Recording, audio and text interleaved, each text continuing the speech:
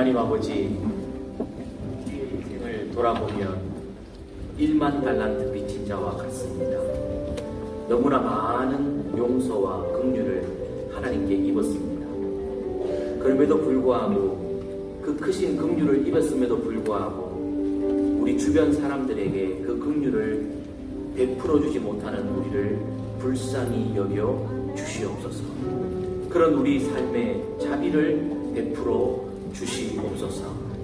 주여, 이 완악한 심령에 매일 주의 자비가 필요하고, 이 말라붙은 손에 주의 자비가 필요합니다. 딱딱하게 굳어버린 내 삶의 마음에 주의 자비의 단비가 필요합니다. 주께 받은 그 긍휼을 내 주변 사람들에게 조금이나마 흘려보낼 수 있는, 모두를 행복하게 하는 그 긍휼의 삶을 살아갈 수 있도록 은혜를 더하여 주옵소서. 예수님 존귀하신 이름으로 기도 올리옵나이다. 우리 함께 살펴보자.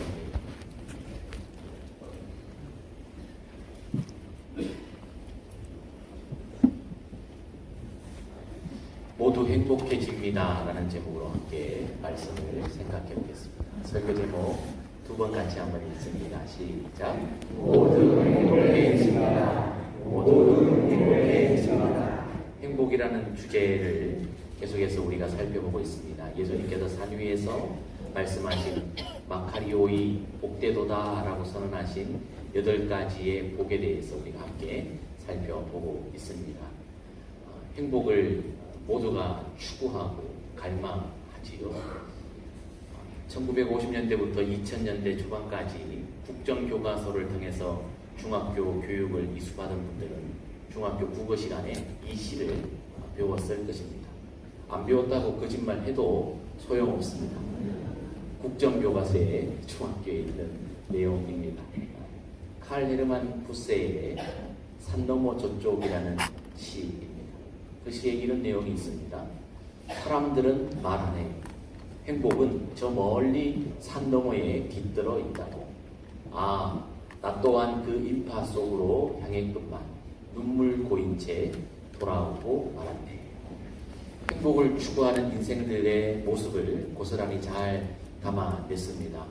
행복이 저 멀리 산 너머 어딘가에 있다고 모두를 생각했고 그렇게 믿었고 모두 다 그 행복을 찾아서 산 너머로 떠나갔습니다만 눈물 고인 채 돌아왔다.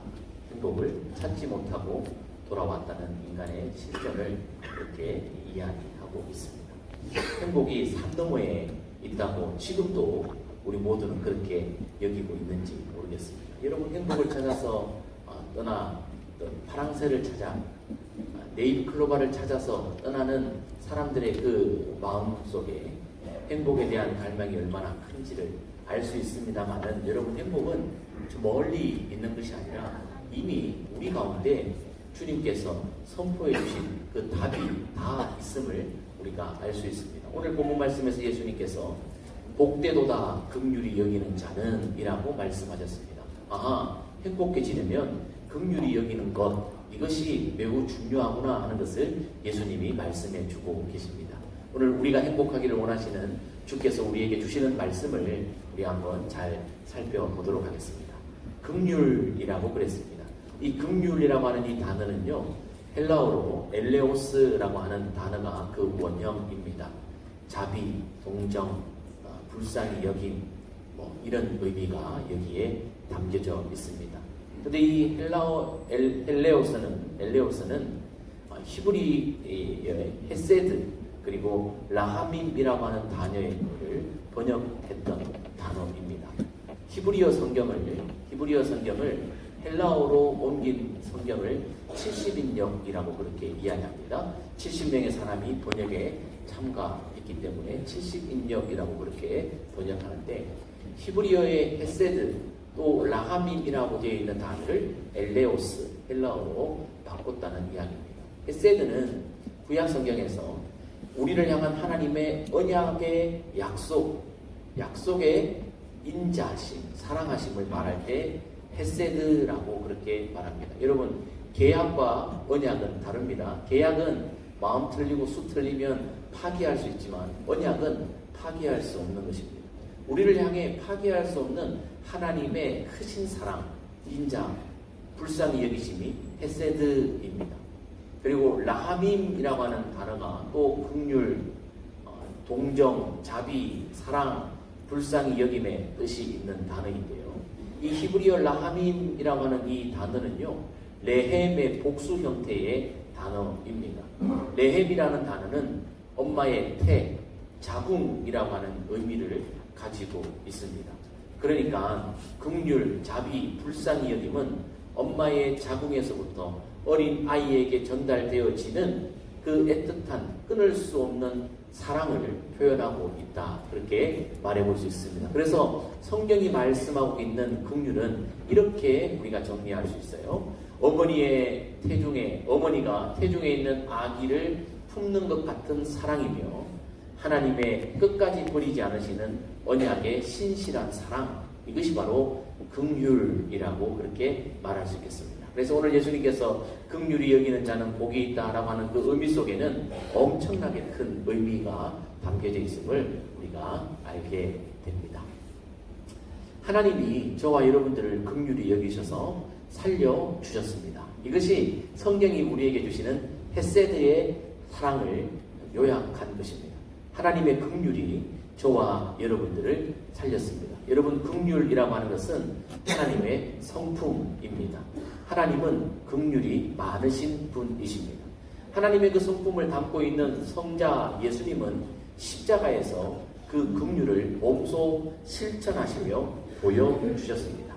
그리고 성령 하나님은 지금도 그 하나님의 성품이자 보여주신 사랑의 실천의 열매인 긍휼을 우리에게 불어넣어 주시고 말할 수 없는 탄식으로 우리를 위해 눈물을 흘리시면서 우리가 하나님의 성품을 닮아 긍휼을 흘려보내며 살 수 있기를 기대하고 계시는 분이 우리 성령 하나님이심을 성경이 증명해 주고 있습니다.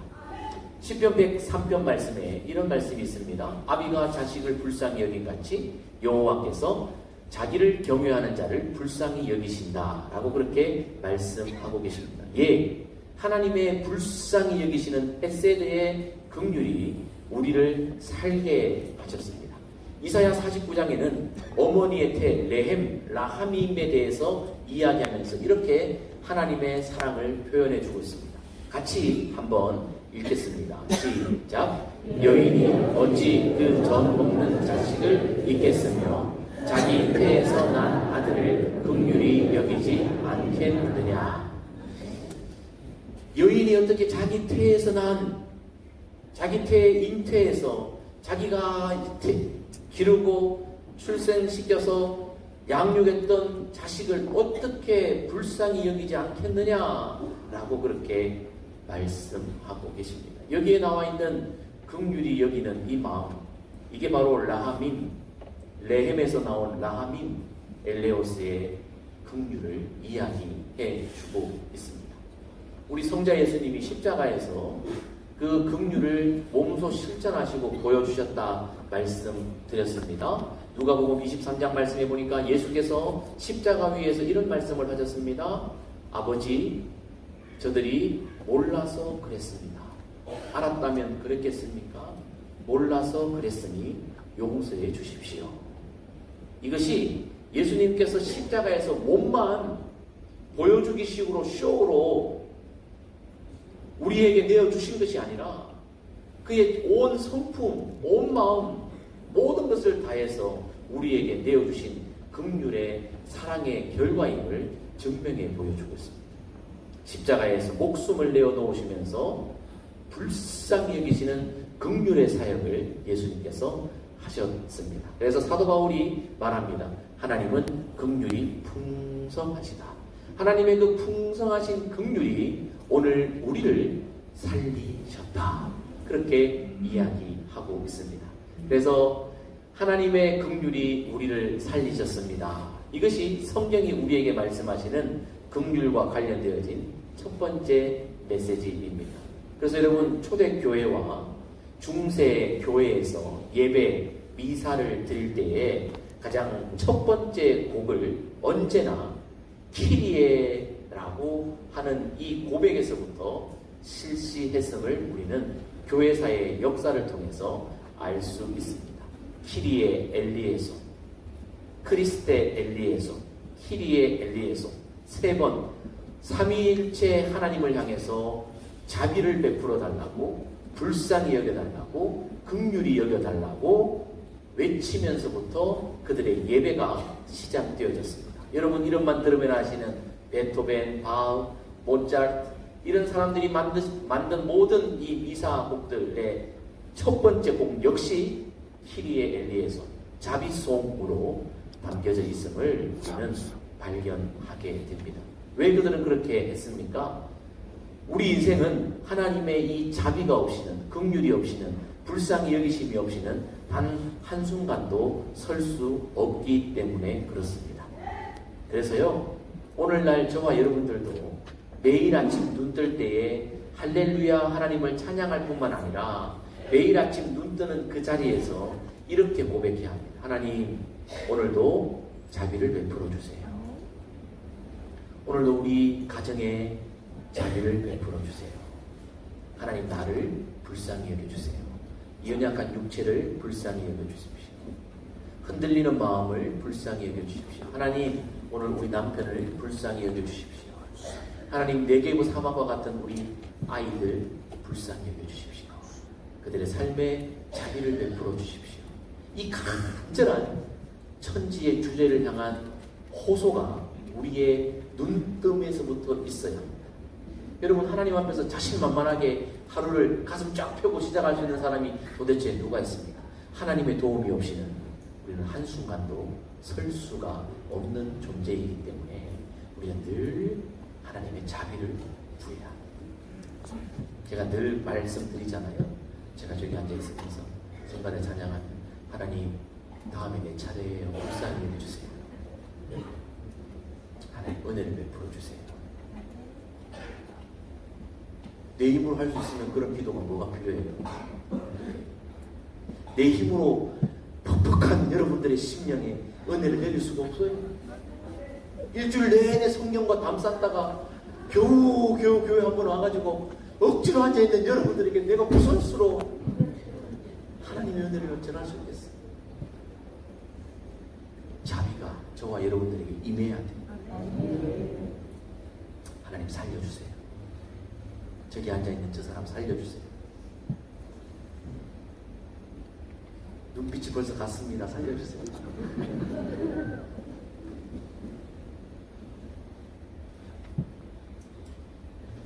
우리는 하나님의 긍휼을 받고 죄와 허물에서 죽었다가 다시 살리심을 받아 오늘 이렇게 예배의 자리에 앉아 있습니다.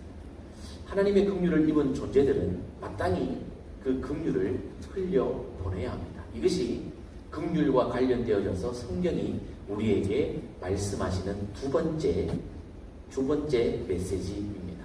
같이 한번 2번 읽어볼까요? 시작. 긍휼을 받은 사람은 긍휼을 흘려보내야 합니다. 해도 되고 아니해도 되는 것이 아니라 마땅히 해야 하는 그것을 성경이 말씀하고 계십니다. 긍휼히 여기는 자는 복이 있나니 그들이 긍휼히 여김을 받을 것이며 라고 해서 오해하면 안 됩니다. 아하, 그러면 긍휼히 여김을 받으려면 내가 먼저 긍휼을 베풀어야 되겠구나. 아니요, 아닙니다.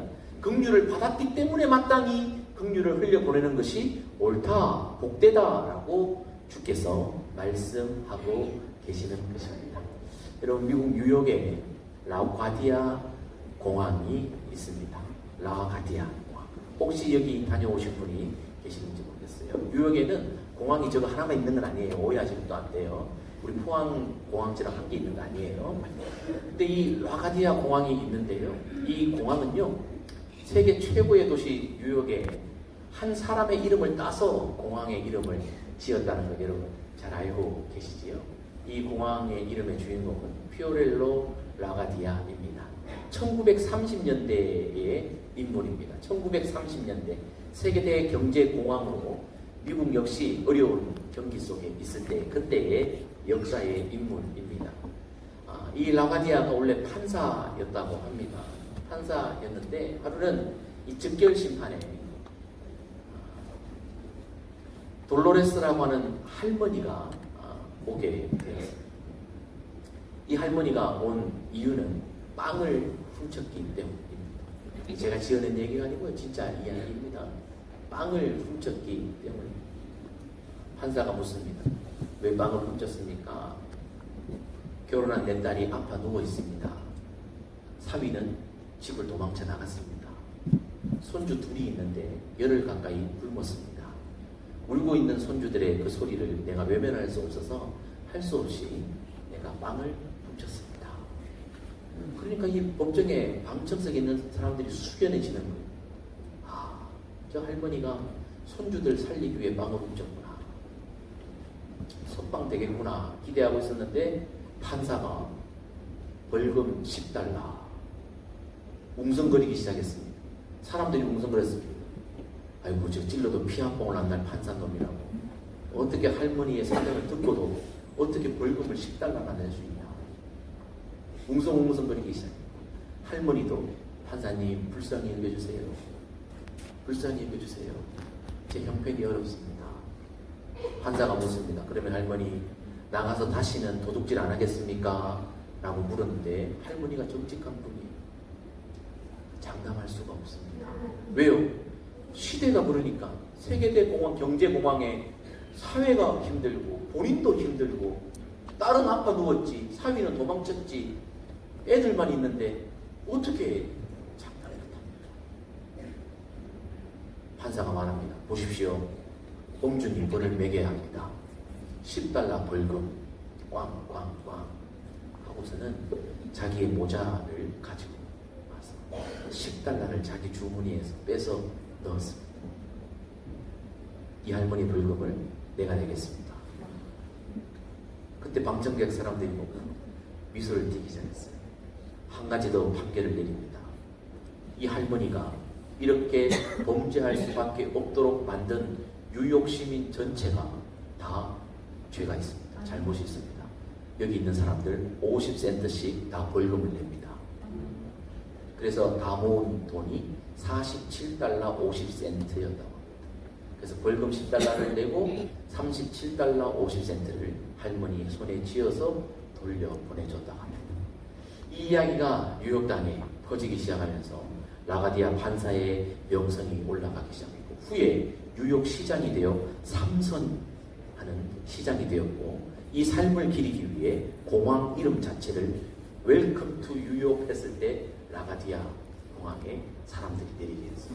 오가는 모든 사람들이 이 라가디아의 이 삶을 본받게 했습니다. 여러분, 라가디아의 이 명확한 지혜로운 판결은 어디에서부터 시작되었습니까? 그의 지갑에서부터 시작되었습니다. 근데 그의 지갑은 어떻게 해서 열렸습니까? 그의 마음에 있는 긍휼의 성품에서부터 시작되어졌습니다. 한 사람의 긍휼의 성품이 한 가정을 살리고 한 도시를 살려냈다는 이야기입니다. 긍휼의 마음이 얼마나 힘이 센지를 알 수 있습니다. 이런 비슷한 류의 이야기가 성경 속에도 곳곳에 있습니다. 여러분 너무나 잘 아시는 마태복음 18장 말씀에 보면 1만 달란트 빚진 자의 이야기가 등장합니다. 예수님께서 비유로 말씀하셨습니다. 1만 달란트 빚진 사람이 있었는데 임금이 그 1만 달란트를 탕감해 주었다. 그런데 이 1만 달란트 빚짓다가 탕감받은 사람이 나가다가 자기에게 100데나리온 빚진 친구를 만났는데 멱살을 잡고 감옥에 집어넣는다. 임금님이 이 이야기를 들으시고 노발대발 화가 나셔서 탕감했던 그 1만 달란트 빚진 자를 다시 붙잡아 와서 옥속에 집어넣으셨다. 이 이야기를 예수님이 이야기로 사람들에게 해주셨습니다. 1만 달란트. 여러분, 한 달란트는 6천 데나리온. 여러분 잘 아시죠? 몇 번 설명드렸어요. 6천 데나리온. 한 데나리온은 노동자의 1일 품삯이에요. 하루 일하면 한 데나리온 받아요. 예. 그러면 6천 데나리온을 벌려면 6천일을 일해야 돼요. 1년은 365일밖에 안 돼요. 그래서 여러분 6천 데나리온은 한 달란트예요. 여러분 성경에 한 달란트, 아이고 그거 주고 장사하라 그러니 아니요. 6천일을 일해야 한 달란트입니다. 그러면 1만 달란트는요 6천만 데나리온입니다. 6천만 일을 일해야 안 쓰고 모아야 1만 달란트를 가지고 있습니다. 도대체 무슨 얘기를 하나 싶은데 2025년 대한민국 최저임금이 얼마입니까? 일당으로 따지면 8만 원입니다. 8만 원 정도 됩니다. 여러분 아르바이트 하면은 일당 8만 원 받습니다. 8만 원으로 계산하면 1만 달란트는요 4조 8천억입니다. 네, 여러분 안 놀랄 줄 알았어요. 이런 사람들한테 내가 어떻게 은혜를 끼칠 수가 있어요. 주여 자비를 베푸소서. 여러분들 다 통장에 다 찍혀져 있잖아요. 4조 8천억. 19 머리수대로 4조 8천억씩 다 있잖아요. 4조 8천억 빚진 사람이 4조 8천억을 탕감받았는데 자기한테 800만 원 빚진 사람의 멱살을 잡았대요. 여러분들처럼 성품이 좋은 사람들은 4조 8천억이 아니라 4천만 원만 탕감해줘도 800만 원 눈 감아주죠. 와, 여러분들은 돼. 나는 안 돼. 나는 진짜 솔직히 안 돼요. 예. 나는 끝까지 받아낼 거야. 뭐 해갖고 내가 800만 원을 벌 수 있는데 그게 어떤 돈인데 800만 원을 내가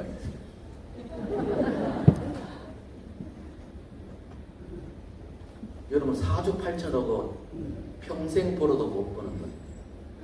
이 이야기의 핵심이 여기 있습니다. 예수님이 이 말씀하세요. 같이 읽습니다. 시작. 내가 너를 불쌍히 여긴과 같이 너도 내 동료를 불쌍히 여김이 마땅하지 아니하냐 하고 주인이 노하여 그 빚을 다 갚도록 그를 옥졸들에게 넘기니라. 주께서 뭘 말씀하시기를 원하십니까? 불쌍히 여김을 받았느냐? 그러면 마땅히 불쌍히 여겨라.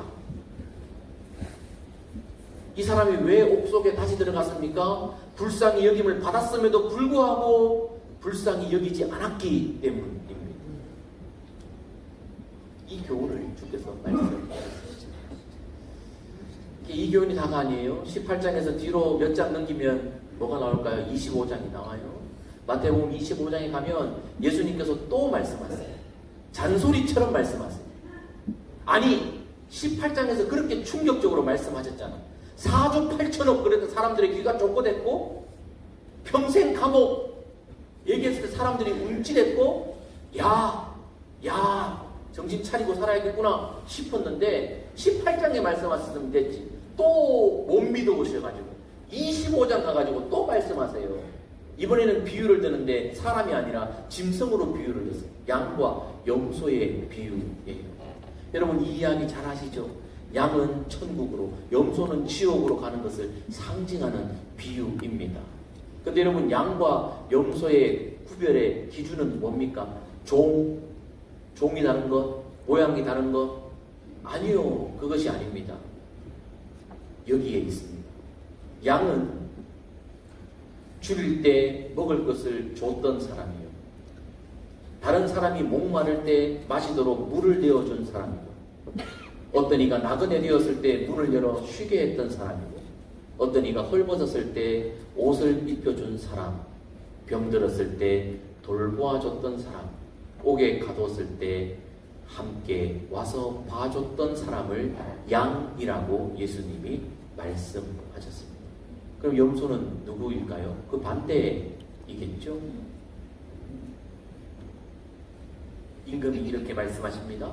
지극히 작은 자 하나에게 하지 아니한 것이 곧 내게 하지 아니한 것이다. 임금님과 지극히 작은 자를 함께 말씀하고 계십니다. 지극히 작은 자에게 하지 않은 것이 내게도 하지 않은 것이기 때문에 너는 영벌에 갈 것이다. 저희는 영생에 들어갈 것이다.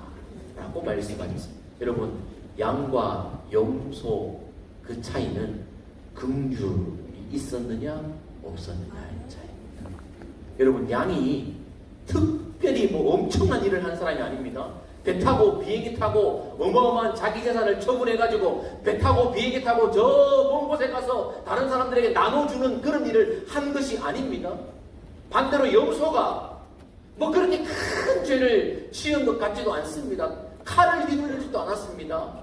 남의 것을 가져오지도 않았습니다. 염소가 하지 않은 것은 긍휼을 베풀지 않은 것뿐입니다. 그것도 어디에서요? 평범한 일상생활 속에서 할 수 있는 것을 하지 않았을 때, 할 수 있는 것을 했을 때 예수님은 그들을 천국과 지옥으로 구분짓는 기준으로 삼으셨다. 비유로 말씀하고 있습니다.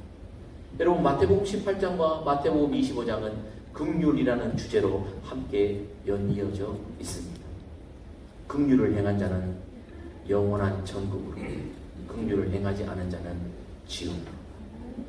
이것이 예수님께서 명쾌하게 그리고 반복적으로 말씀하고 계신 교훈입니다. 하나님의 은혜를 받은 자는 그 은혜를 흘려보내야 합니다. 야고보서에서 야고보는 이렇게 이야기합니다. 사람이, 짐승이 아니에요. 사람이 선을 행할 줄 알고도 행하지 아니하면 뭐라? 죄니라. 이렇게 하면 짐승이 선을 행할 줄 알고도 행하지 않으면 죄니라? 아니, 본능이니라. 사람이 선을 행할 줄 알고도 행하지 않으면 죄입니다. 여러분, 죄 지은 사람이 미꾸라지처럼 빠져나가면 여러분 보면 속상해요, 안 속상해요? 속상하죠? 예? 죄 지은 사람들이 돈으로 권력으로 미꾸라지처럼 피해 나가면 막 속상하잖아요. 그런 뉴스 보면은요.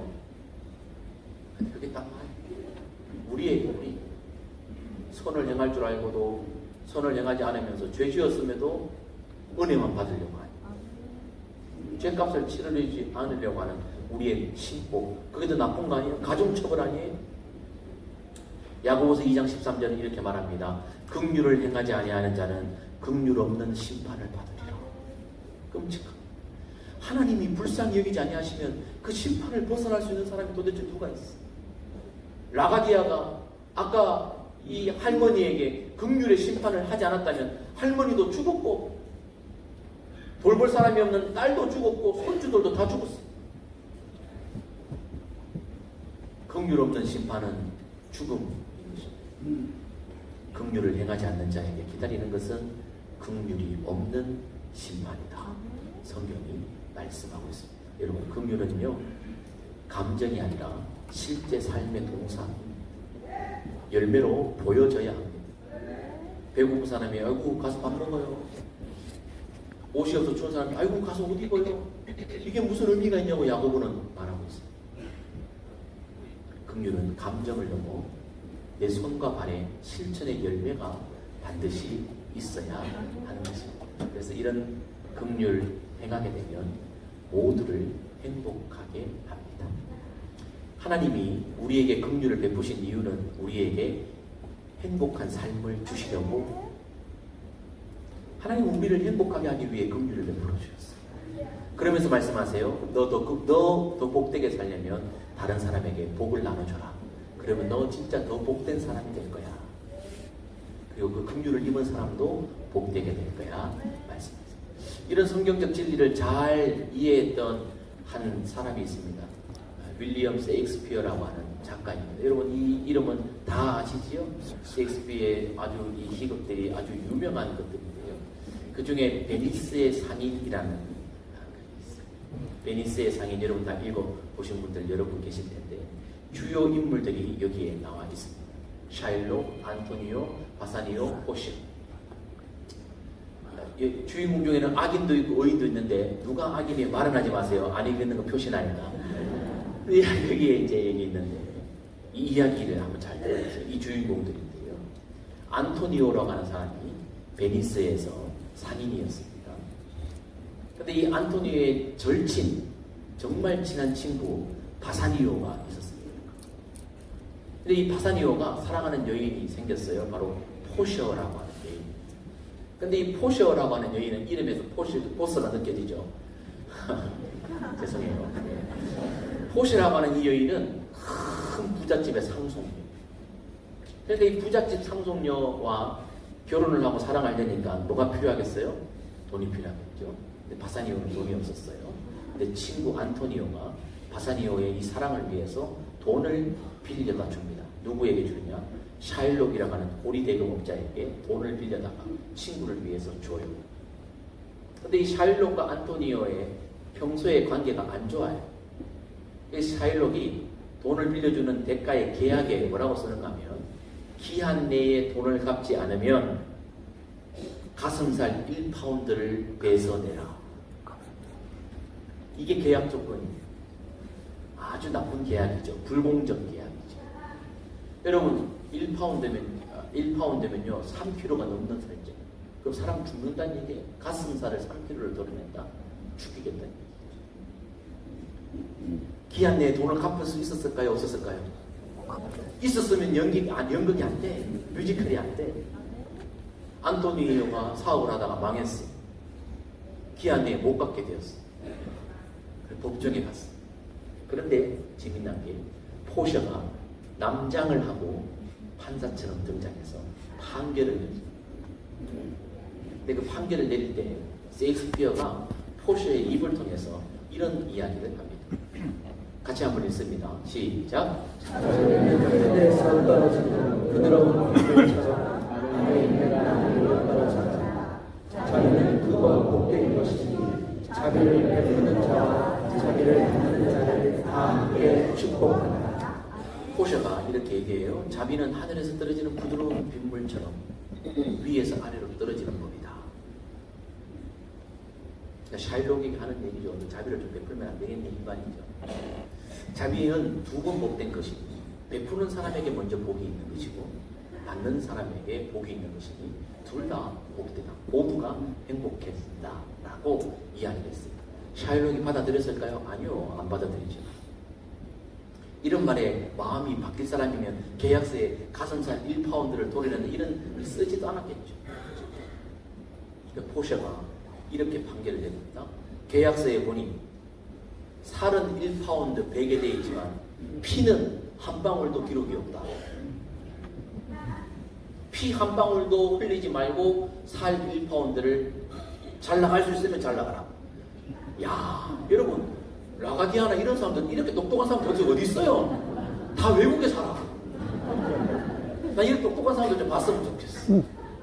이런 명판결을 내리는 거예요. 야, 이렇게 지혜로운 판결이에요. 여러분, 이 베니스 상인에서 주는 교훈이 뭐예요? 자비는 복보다 고귀하고 강하다. 이거예요. 여러분이 책이 있는데 어린이 세익스피어의 어린이 베니스의 상인 이런 책들도 재미난 거 많거든요. 그런 것도 참 서점 가서 사지 말고 한 10분만 서서 보면 돼요. 자비는 칼보다 복보다 고귀하고 강하다.